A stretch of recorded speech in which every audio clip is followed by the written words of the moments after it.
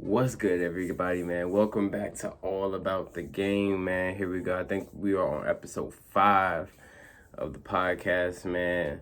And we have the NBA All-Star break coming up, man. We're just about halfway through a shortened season. So, my question is, who is the NBA MVP right now? Who do you guys believe is the NBA MVP? So there's a lot of good talent. There's a lot of up and coming guys, man. There's a lot of guys that haven't been in the MVP conversation before, but I've got 3 guys that have really show what their true potential is this season. So in my humble opinion, I believe that Joel Embiid right now is the front runner for the MVP award. The man has been playing phenomenal. He's finally learned, or not learned, but he's finally been established as a dominant big man. We always knew Joel Embiid could potentially be a dominant big man. A lot of people compare him to Shaq. I wouldn't go that far because Shaq was just an all-around force, but he's definitely a more skilled big man than Shaquille O'Neal. Now, Joel Embiid, obviously, the 76ers, they fired Brent Brown, last season and brought in Doc Rivers. And I think Doc Rivers, his experience has brought a lot to Joel Embiid and Ben Simmons and the whole 76ers team to the point where they're now first in the East. Coming off of a big win last night against Utah. Obviously, we know the Donovan Mitchell, Bull tech that happened last night. But nonetheless, so I'm going to go with you guys, let you guys know who my top 3 MVP candidates are in order in which they fall.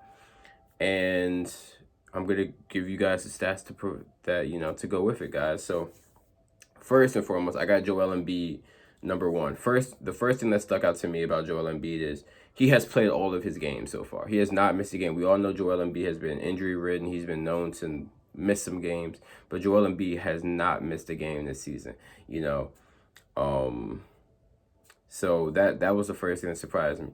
He's shooting 52% from field goal from the field, and a lot of it he's getting right back down in the post where he should be. He's still taking his his threes on occasion. He's still a little bit on the perimeter, a little bit more than we would like to see. But it's the new age NBA, guys. We're not gonna have big men that can't shoot free throws and can't shoot threes. It's the new age NBA, so he's gonna be out on the perimeter a little bit more, shooting threes, stretching the floor. He's shooting 41% from 3, which is amazing. 41% for a big is extremely good.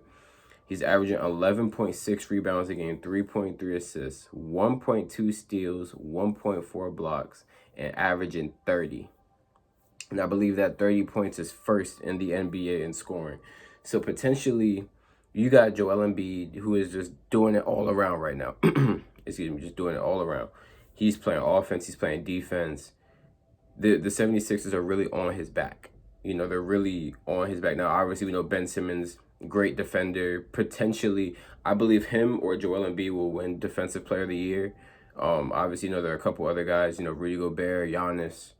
But I believe that Joel Embiid could potentially walk away with the scoring title, MVP, and Defensive Player of the Year, which would be amazing for his resume as he progresses throughout his career. Next, my second, I got James Harden.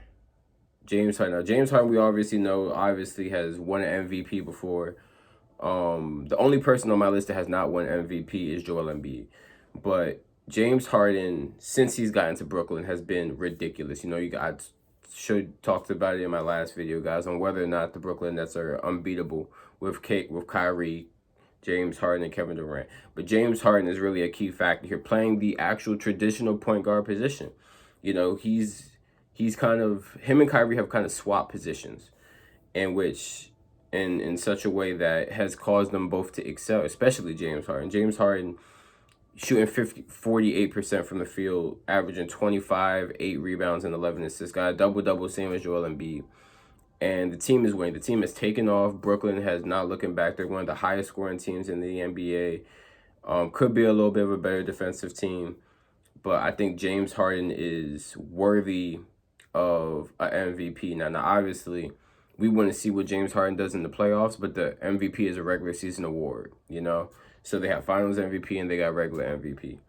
So we're going to see how far James Harden and Kyrie and Kevin Durant, or if James Harden just by himself can continue to carry the Brooklyn Nets, with Kyrie out, Kevin Durant out, and those guys like that. So we're gonna see what happens as the season progresses, as we get past the All-Star break.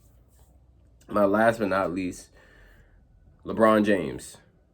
LeBron James got to be in the MVP running. I mean, every year, I think that the voters have kind of gotten LeBron fatigue for giving him the MVP award, because there are some years where he definitely deserved the award, but they gave it to somebody else.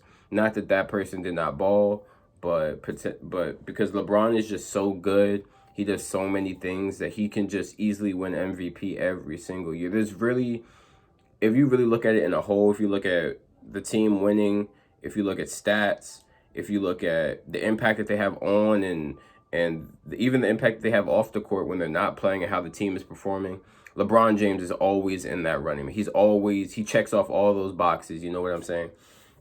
So LeBron right now with the Los Angeles Lakers obviously is shooting 50% from the field, 35% from three, which isn't too bad, but could definitely be a lot better.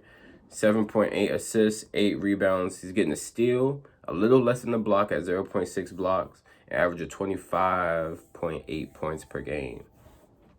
Now, these are all three amazing, great MVP candidates. These are guys that are really doing it all for their team, And we, as the people, the voters, making the decisions, or having in the thought process that, like, this person should win MVP over this person and this such, we really got to think about the standard in which we hold our MVP. There's a lot of guys that have gotten MVP. Over the years, there have been plenty of guys that have gotten MVP off of stats. There have been guys that have gotten MVP off of winning. Remember Steve Nash got, I think back-to-back MVPs over Shaq. I think both times, or maybe it was Shaq the first time and Kobe, the second MVP. So with me, I like to take everything into account. So right now, I'm going with Joel Embiid. He's got the stats. His team is winning, playing amazing defense. Joel Embiid is my front runner for MVP, guys. But let me know who you guys think in the comments is your MVP. Let me know, if there's anybody that I didn't put on my list, Damian Lillard, Curry, Luka Doncic, let me know who you guys think is the MVP, man. Let me know who you guys think. So peace out, guys. Hope you guys enjoy your day. Thank you for tuning in to All About the Game, episode 5, man. Peace.